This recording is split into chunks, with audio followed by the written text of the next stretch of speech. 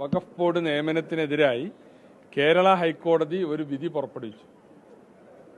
അത് തെറ്റായ തരത്തിലുള്ള വഖഫ് ബോർഡ് നോമിനേഷനെതിരായ വിധിയായിരുന്നു. അപ്പോൾ ആ വിധിയിൽ അപ്പീൽ പോയതാരാ? ഈ തെറ്റാണ് എന്ന് ഹൈക്കോടതി കണ്ടെത്തിയ വഖഫ് ബോർഡാണ്. അതിൻ്റെ ചെയർമാനും അതിലെ ഒരു അംഗവുമാണ് സുപ്രീം കോടതിയിൽ ഹൈക്കോടതിയുടെ വിധി മാറിക്കിട്ടണം എന്ന് പറഞ്ഞ് അപ്പീൽ പോയത്. സുപ്രീം കോടതി എന്താ പറഞ്ഞത്?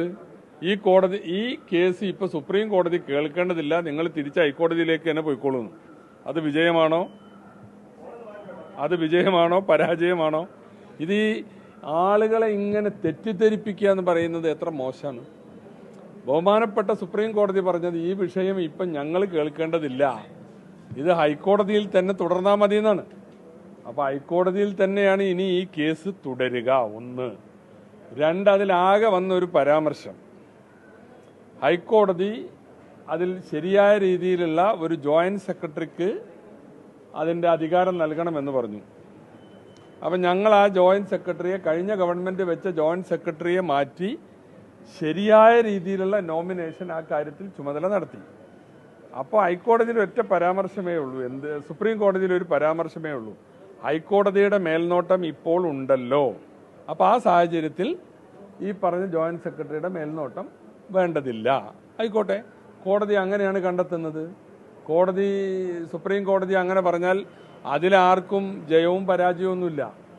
അപ്പം സത്യത്തിൽ അപ്പീലുമായി സുപ്രീം കോടതിയിൽ പോയവർക്കൊന്നും കിട്ടിയിട്ടില്ല. ആ ജാള്യതയിൽ സർക്കാരിനെ എന്തോ സുപ്രീം കോടതിയിൽ നിന്ന് വലിയ തിരിച്ചടി ഉണ്ടായി എന്ന് ഇവിടെ ഇങ്ങനെ പ്രചരിപ്പിച്ച് നടന്നാൽ അതുകൊണ്ട് വല്ല ആശ്വാസം കിട്ടും. നിയമം അറിയുന്നവർ ഈ കേസ് പരിശോധിച്ച് നോക്കൂ. സുപ്രീം കോടതിയിൽ എന്തിനാ പോയത്? ഹൈക്കോടതിയുടെ വിധി ദുർബലപ്പെടുത്താനാണ്. ഹൈക്കോടതി വിധി ദുർബലപ്പെട്ടിട്ടില്ല. നിലവിലുണ്ടായിരുന്ന ബോർഡിന് എന്തെങ്കിലും അധികാരം തിരിച്ചു കൊടുത്തോ? ഒന്നും തിരിച്ചു കൊടുത്തിട്ടില്ല. കേസ് ഇനിയും ഹൈക്കോടതിയിൽ തുടരും. അത് മാത്രമാണ് ഉണ്ടായിട്ടുള്ളത്. എല്ലാ അഫിഡവിറ്റുകളും ഞങ്ങൾ ബന്ധപ്പെട്ട വക്കീലന്മാർ ചർച്ച ചെയ്തിട്ടുണ്ട്. ഞാൻ അങ്ങനെ കണ്ടില്ലേ എന്നുള്ളതല്ല ഇവിടുത്തെ വിഷയം. കോടതിയിലുള്ള പ്രശ്നം എന്തായിരുന്നു?